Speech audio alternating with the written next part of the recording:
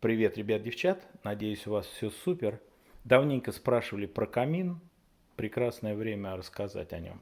Я только что почистил вот эти вот стеклышки в дверцах. Сейчас вот он заряжен уже на протопочку. Если вечером у нас будет какой-то посиделки, мы с удовольствием это дело все запустим.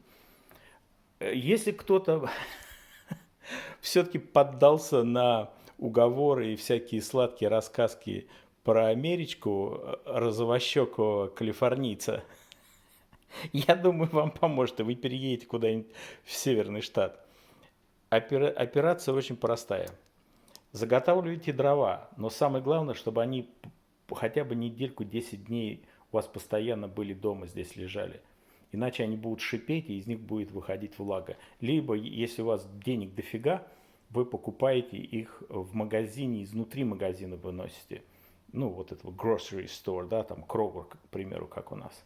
Так вот, в данный момент все уже готово. Я заложил там бумажки из этого какого-то каталога, там маленькие, тоненькие щепочки, да, и делайте это поддувало постоянно, ну хотя бы даже летом нужно несколько раз за лето прогнать его. То есть вот так вот выкручиваете, и там заслонка открывается.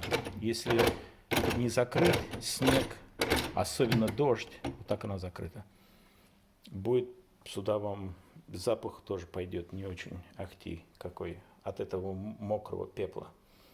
Все. На растопку я беру вот обычно такие каталожки, которые... О, красавицы какие. Ах ты, смотри, какие. Ах ты. Молодцы. Вот, это все на растопку. Таким бумажками. Газетками. Но мы газеты уже больше не выписываем. Или очень тоненькими щепочками. Так, теперь чищу как. Вот это наш любимый желтый инструмент DeWalt. Да, это от него лезвие. То есть с внутренней стороны я делаю Windex, да, чистящее средство, и прям вот так вот оно разъедается моментально и смывается. Минут за 10 лучше делать, все можно очистить. Я не чистил, наверное, с Крисмаса, да. И все пригорело капитально, конечно же. Мы там жгли в течение 2 дней очень много. Ну вот так, такой камин. Вам, ребят, успехов и всего наилучшего. Давай.